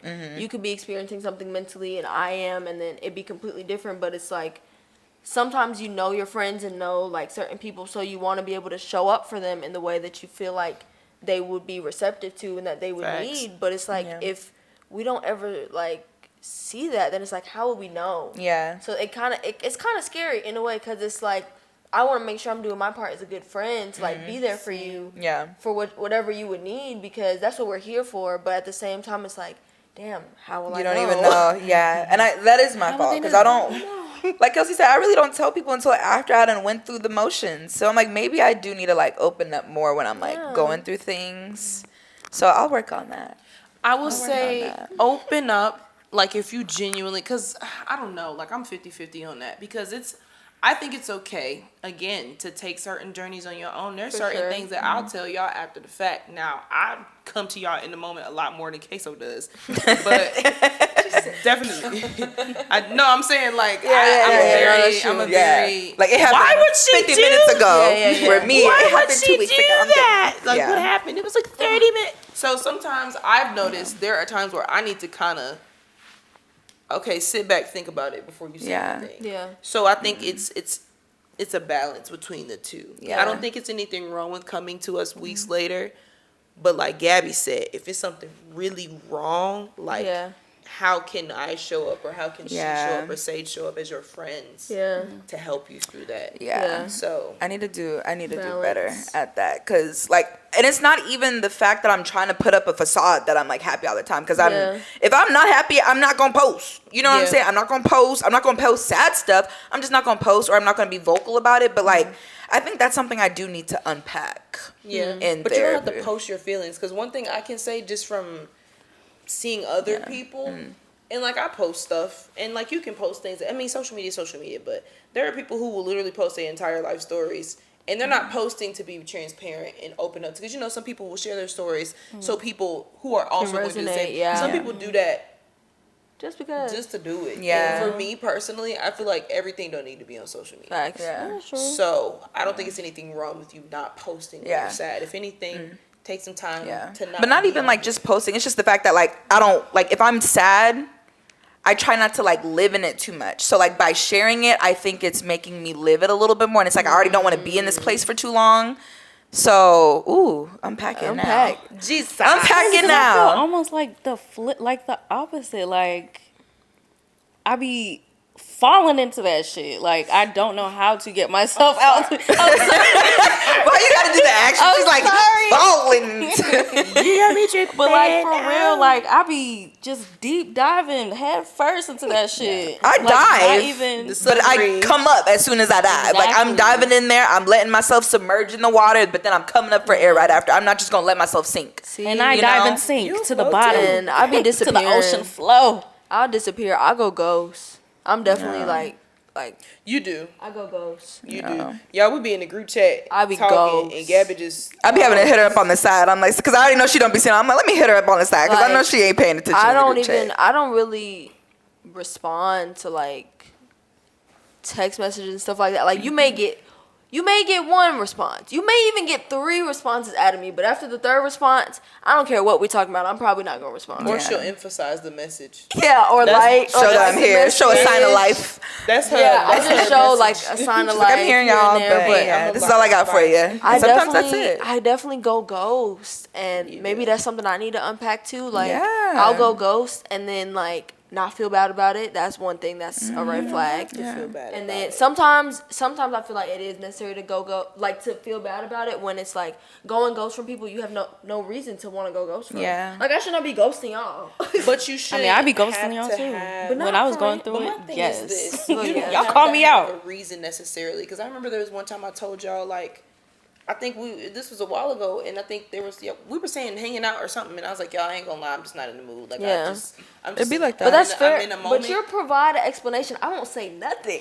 But you, I guess I don't say anything until like I think I didn't even mention about like me going through my like anxiety and like post grad depression stuff until like you were saying yeah, I hit something you to me. up. She said she had hit me up separately on the side, and that's when I just said it. But I don't know. We We clearly need to go to therapy. But we got talked things about it in Jamaica to too, unpack. though. True. Yeah. We were on the beach. clearly So we It's like, have why am I things like to this? we got things to unpack for sure. unpack. Like, it's so- crazy. I'll never forget when we went to church, and like there was a moment where the guy was speaking to me, and Kelsey was like, "This is the first time I think I've ever seen you cry." And I'm like, and I looked back, I was like, "Damn, I guess that's right." And never even with seen the Kelsey daddy cry. issues episode, one of my friends, she was like, "How come?" Because you know the reels y'all posted for that Yeah. week, all y'all were crying. She was like, "Why you were the only one not crying?" And she was like, "I know your daddy issues are deep," and I was like, "Damn, I don't know." Yeah. I saw Queso crying at church. I was like, Yeah. I hate crying and in it front of wasn't like a other little people. trickle. It was like I she was hate wiping crying her in front face. of other people. Like sometimes, you know, my eyes will get a little watery. Like I'm not gonna lie, they get a little watery now. Yeah, But I can suck it in.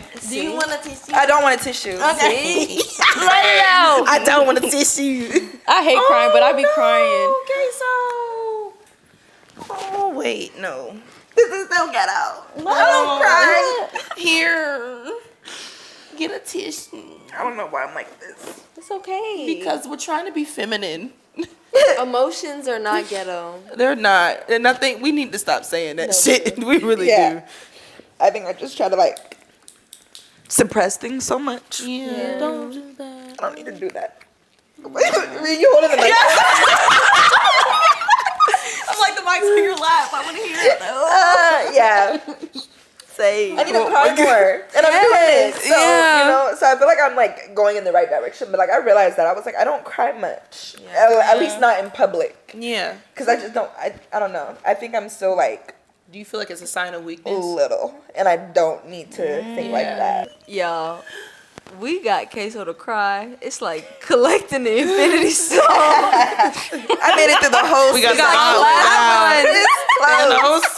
I was this close, y'all, to go through the whole season without crying. Here we are. But I feel like that's good. I feel like that's healthy. Because like I said, I've been crying more in public. I be crying by myself all the time. Yeah. I just hate crying in front of other people. And like I said, I think I hate showing signs of I don't want to say showing signs of weakness, but like I just hate I guess being down. Yeah.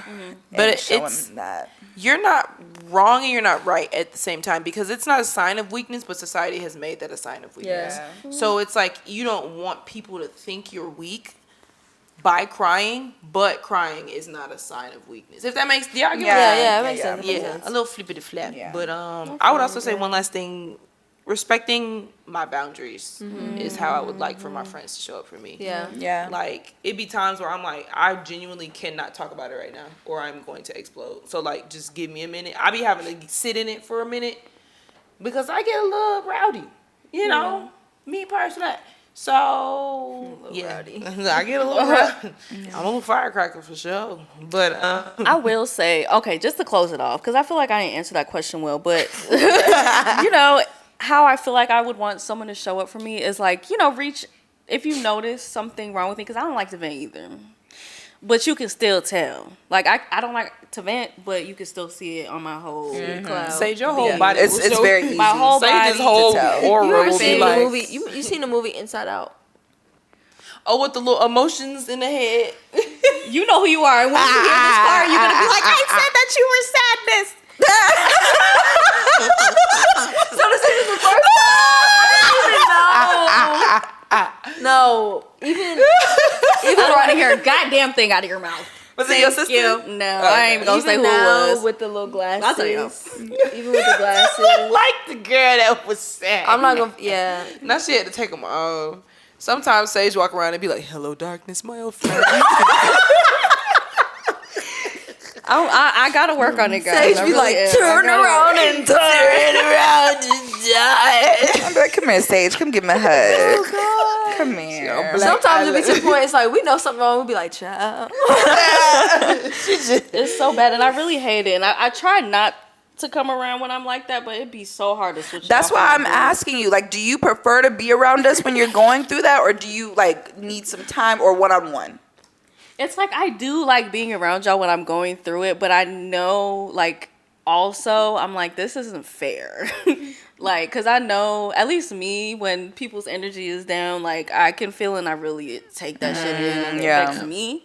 So I know some people are similar, and I know how it will do to them. Like I know, for instance, Kelsey for sure, cause Kelsey. Oh, you be pissing me off. Kelsey will call me the fuck out. I say, what's wrong with you? And then Kelsey be like, Sage be over there, she got her hoodie on, she got a tie, she be like, And me, I'd be like, Sage, you want water? I'm like, can I get you like tied water? around her neck. She's occasionally be like, you okay? You need anything from my? No, I just seriously. carry on like my regular self. I pretend like I don't even see you, bro. I don't even ask no more. I just be like, I just be looking at you sometimes like, this girl. Kelsey be like, making a whole bunch of faces and noises. She be like, what's wrong with her? I be like, I don't know.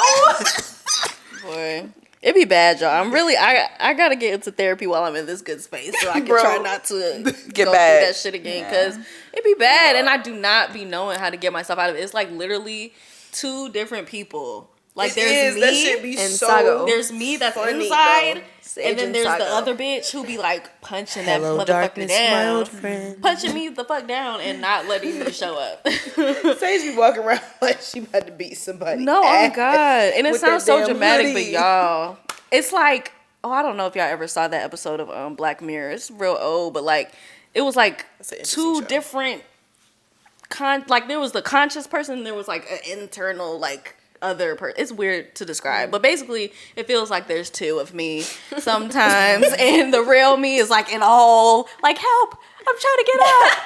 Aw. It can't get out. Get out.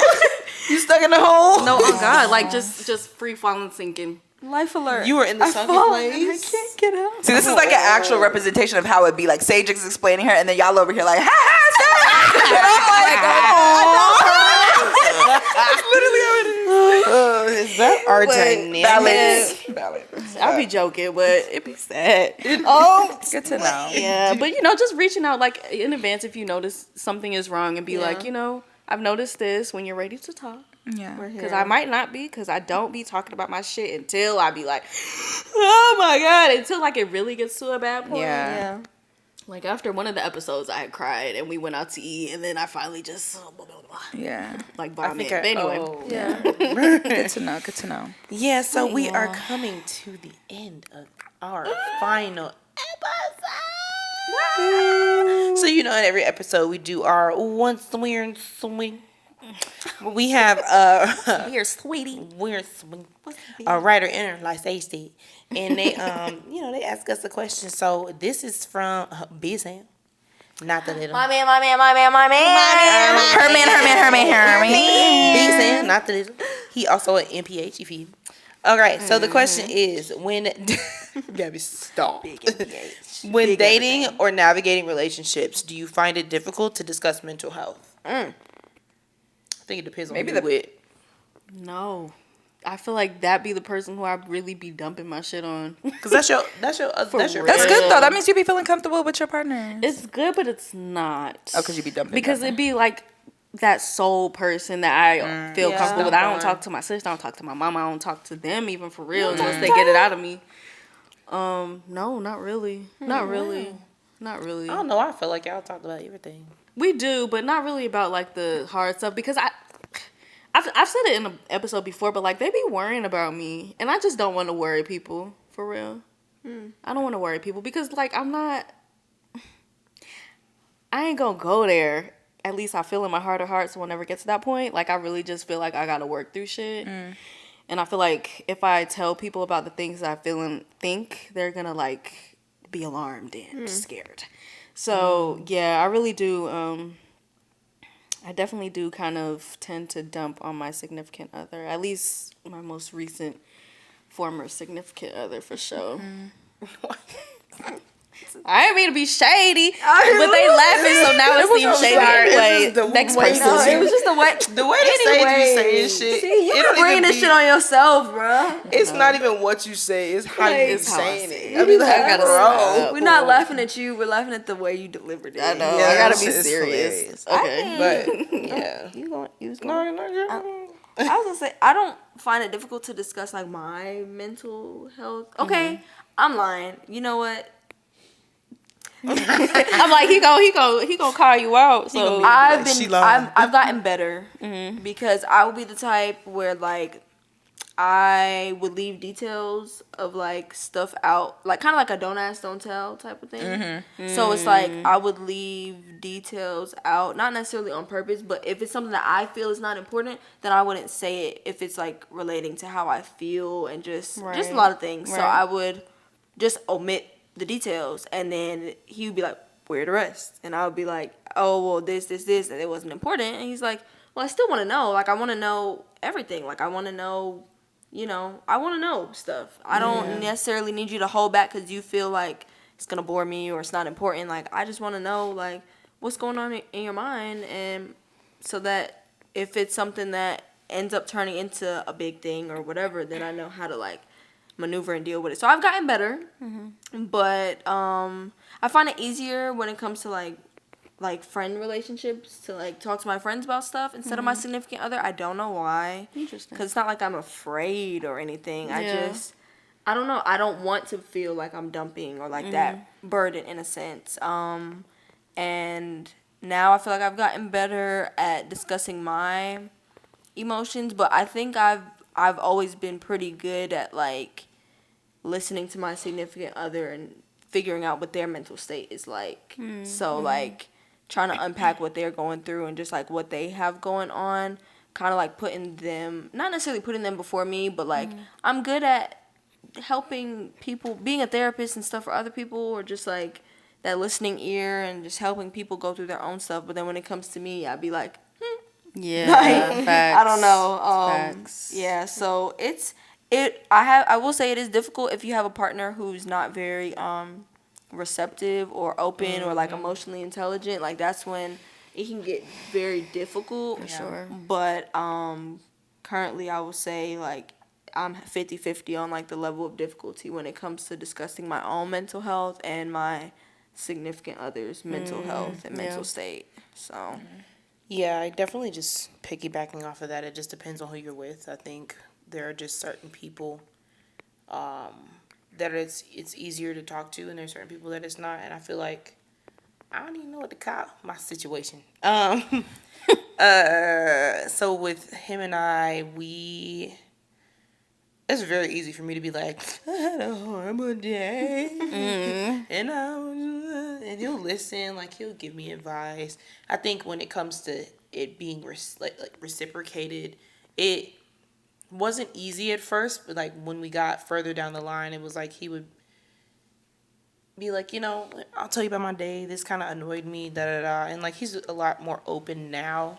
But you had to get to that point only because I think just being who you are, past experiences. I know for me, like I didn't open up to him immediately either because of PTSD from other relationships. So I think it just really depends on your situation and who you're with, and who y'all are as people, or what you're going through or healing through, or it's very situation based in my opinion. For sure. as you're saying who you're with, I'm literally getting PTSD right now.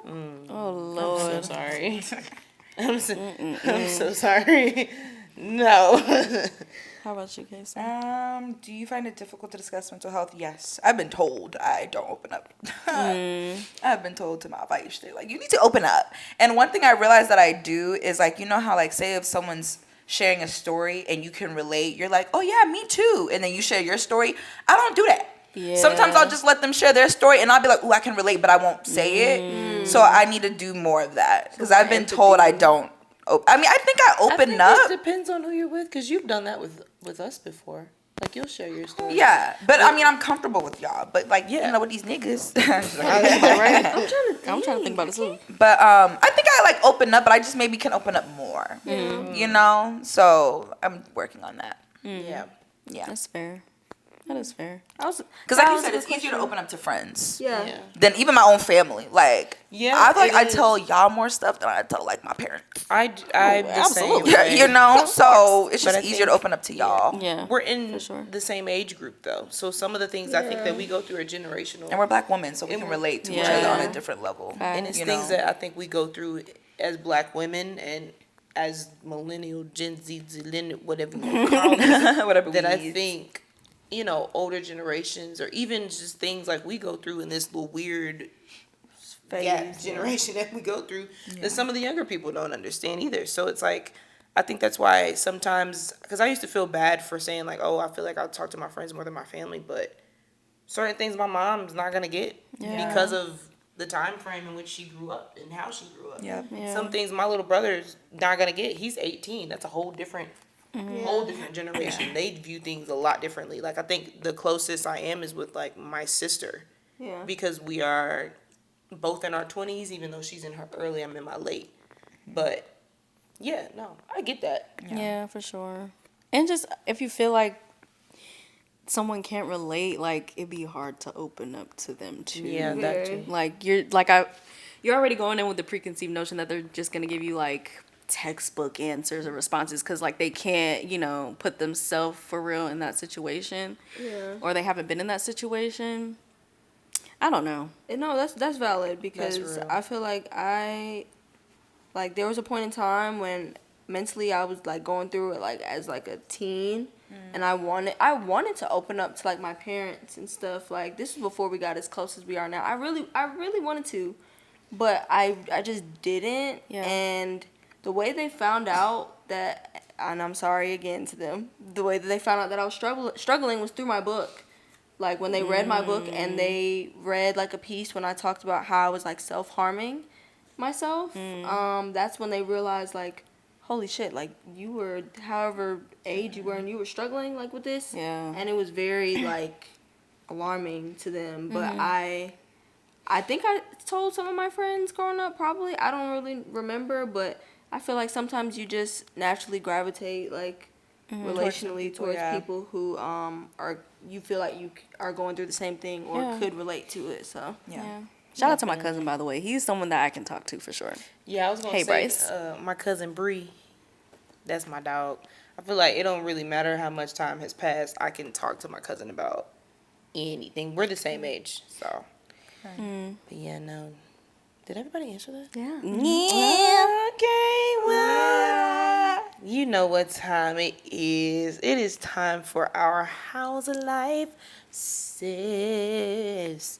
So, how would you describe your current mental health state?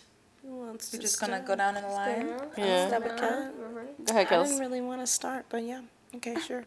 I am in a transitional period. I am seeking professional help, and I think I'm mixing that with the spiritual help that I'm seeking as well. And it's been very enlightening because there are different things that I'm pulling from both.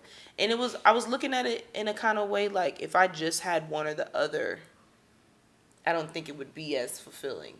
But because I have both and I can like cover my mental as well as my spiritual in one sitting, like I think that that's really, really big for me. Girl, shout out to my therapist because she just like literally first session, she was like, boom, reading you. And I was like, ooh.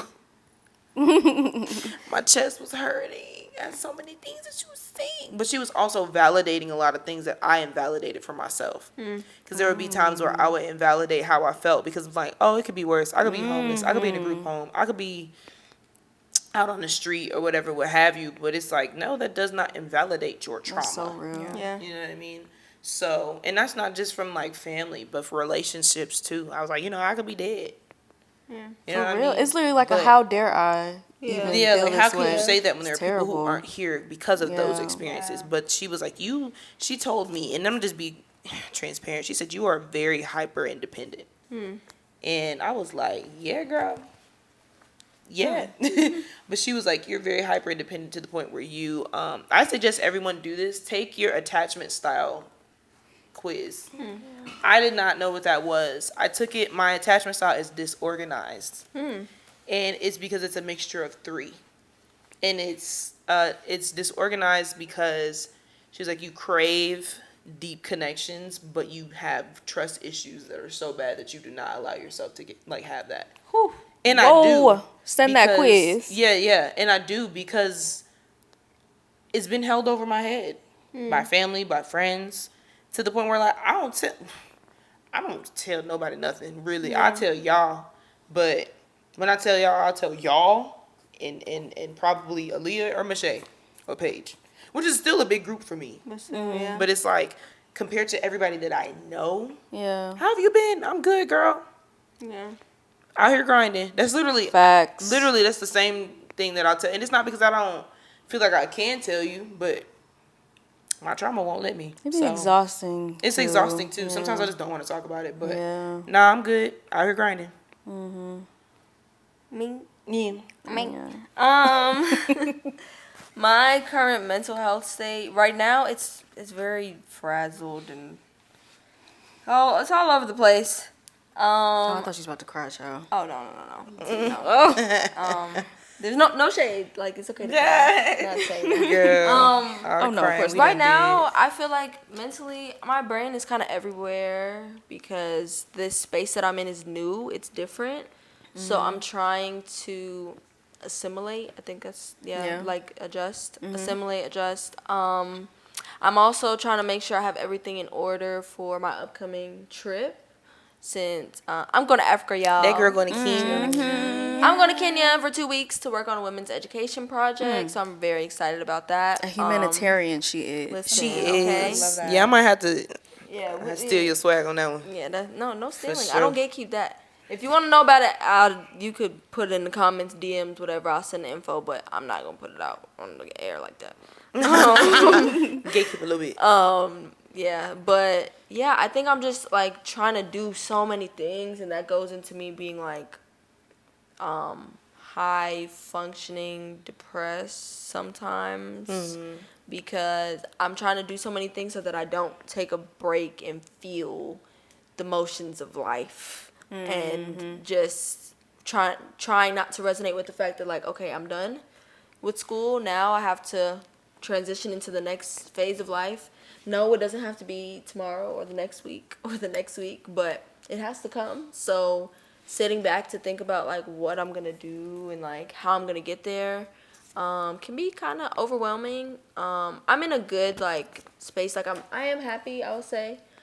With life, I just feel always like very grateful, very blessed, like to be here. But I am a little overwhelmed, little frazzled. But I have ways that I know I can fix that. So it's like if I just take the necessary steps, I'll be okay to conquer all the stuff that I want before I leave for my trip. So yeah, that's where I'm at. Even if you have to wait to do some things after your trip, Yeah, that's okay yeah. too. Yeah, Just that little razzle dazzle on top. thank you for that. You're 'Cause welcome. I'm trying to be like Superwoman and be like, Girl. Chill out. yeah. Me. Are you trying to snuggle to me? No, not really. My current mental health state. Well, like I said before, like, boy, the difference between towards the beginning of this season and now is very dramatic, for sure. I'm happy to be here. Like, I feel, a lot more positive on life, but it also makes me nervous because, like, just knowing that just worrying about where I could go if something, less than favorable happened. Because I do not want to go to that place ever again. Like I said, this was the year where, like, I started having feelings of, just questions. I never put out a plan, but just having questions of, like, should I be here? Do Is this I the worst want it's ever to been? be here? Absolutely. Yeah. Absolutely. And that was worrisome. I'm glad I got out of it. I feel like it has a lot to do with the seasons and me kind of getting my body together. I had like a really, really bad skin flare up during the winter time, and it's just lingered for a very long time. And I think me having, additional stress about postgraduate life and shit like that just prolonged it, and therefore prolonged the bad mental state, right? So now I really want to focus on figuring out, different mechanisms and ways to keep myself lifted, like, constantly, even when I am in a good space and not just feeling comfortable in it.